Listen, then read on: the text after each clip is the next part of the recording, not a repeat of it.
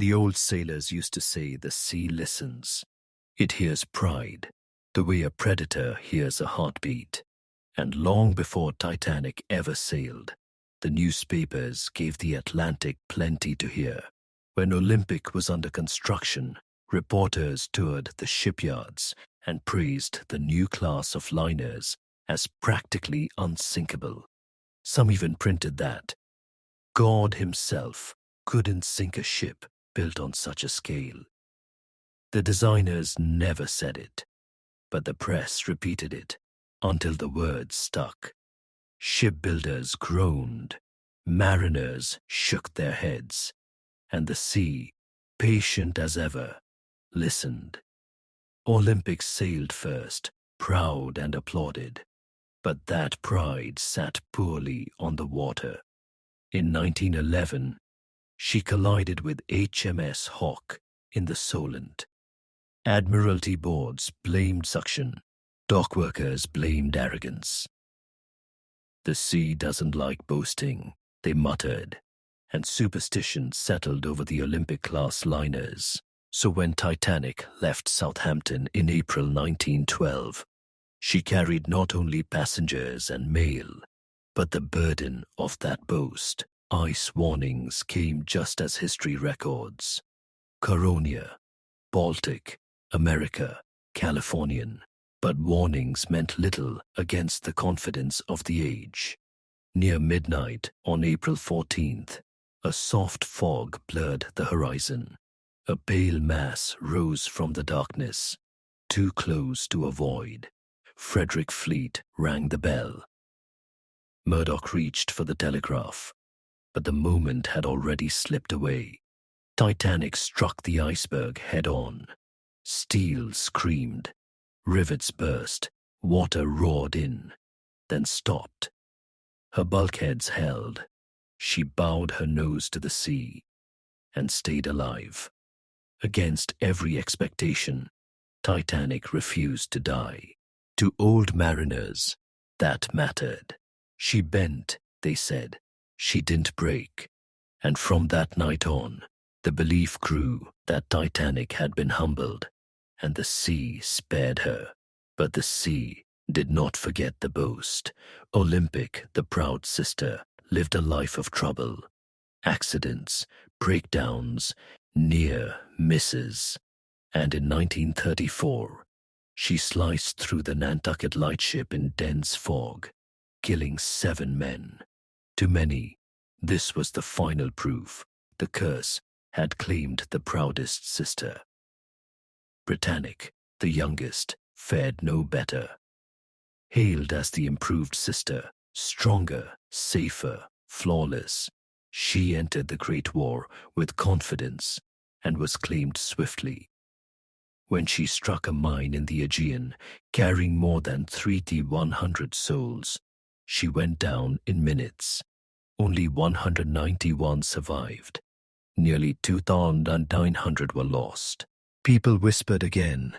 The sea took the proud one first, and the youngest next. Only the middle sister remained.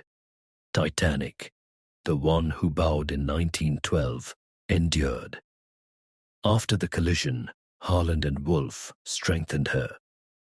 Bulkheads were raised, flood control improved. The changes were quiet, but they would save her again. Old shipyard hands said they could hear a ship's temper in her plates. Titanic's plates, they said, sounded tired, but willing. When the First World War arrived, both surviving sisters were pressed into service. Olympic wore violent dazzle paint. Titanic wore jagged grey camouflage. Olympic famously rammed and sank U-103. Dockworkers said, "The proud one draws trouble. The humbled one keeps living."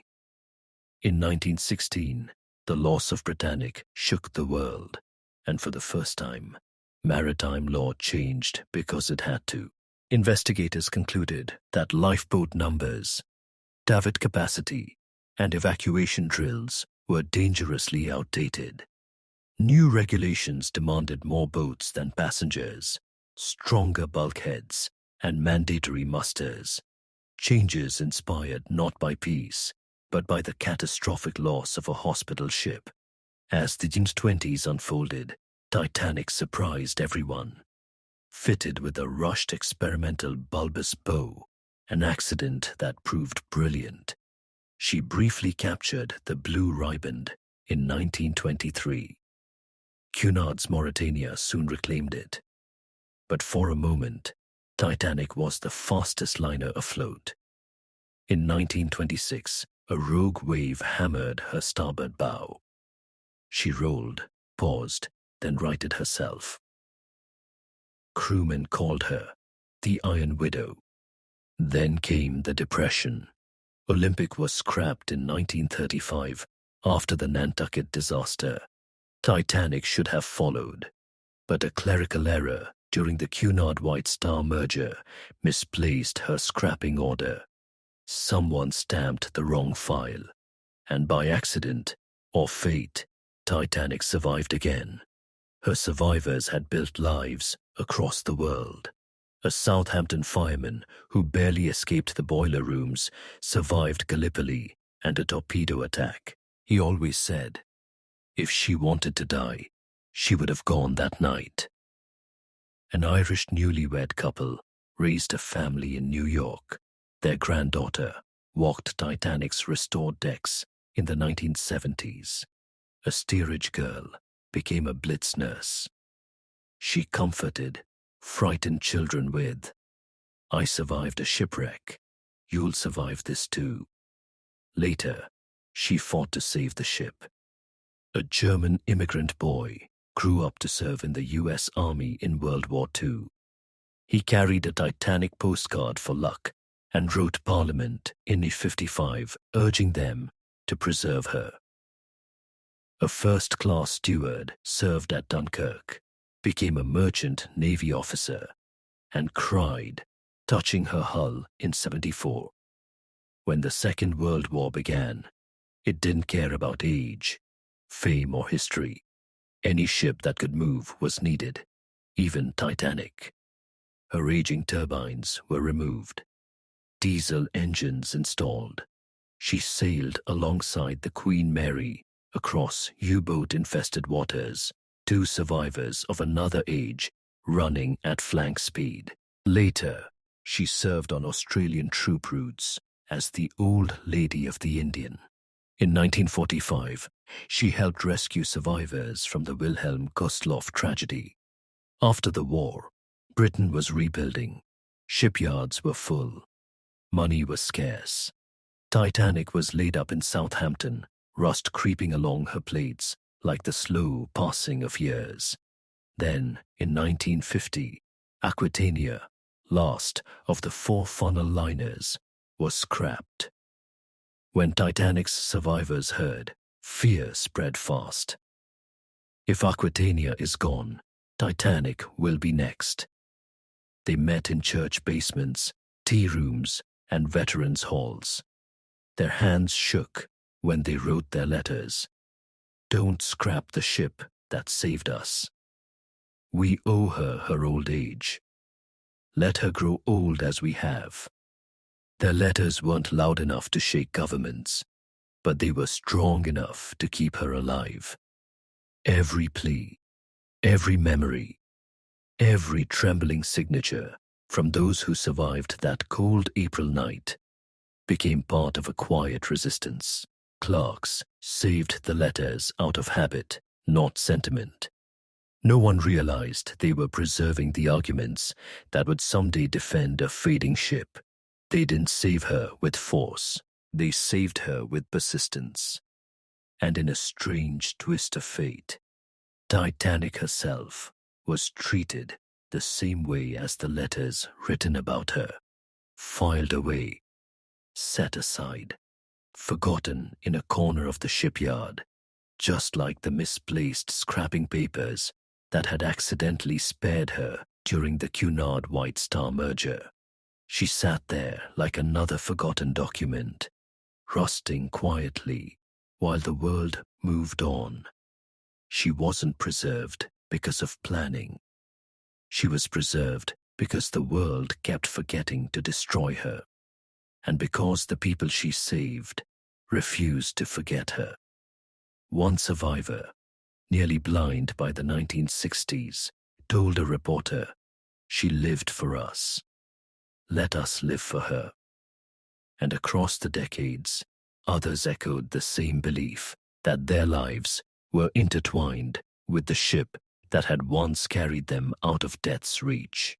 As air travel replaced ocean liners in the 60s, Titanic's future dimmed. Queen Elizabeth burned in Hong Kong. Queen Mary became a museum. People assumed Titanic had been scrapped decades ago, but inspectors rediscovered her, rusted, tired, nearly forgotten. And those dusty survivor letters, written 10, 20, even 40 years earlier, resurfaced at the perfect moment. The public demanded she be saved. Restoration began in the 1970s. The grandchildren of the men who built her now restored her, hands tracing the same plates laid down generations before. Her funnels were paper thin, her hull was worn nearly through. She was close to collapse, but workers restored her, not to erase her age, but to honor it. In 1976, Titanic reopened as a hotel and museum. Families of survivors walked her decks. Some placed their hands on the very rail their ancestors once clung to in fear. Some touched the rails with trembling hands. Others wept. By the 80s, only one survivor remained. At 107 years old, she asked for one last night aboard the ship that saved her as a child. She died peacefully in her sleep on Titanic. Visitors left coins at her cabin door, a sailor's farewell. Today, Titanic stands quietly in Southampton, weathered, humbled, stronger than the steel that built her. As Dr. Robert Ballard once said of the real wreck, she endures through time. And in this timeline, she truly has. The sea remembers everything, but so do the living.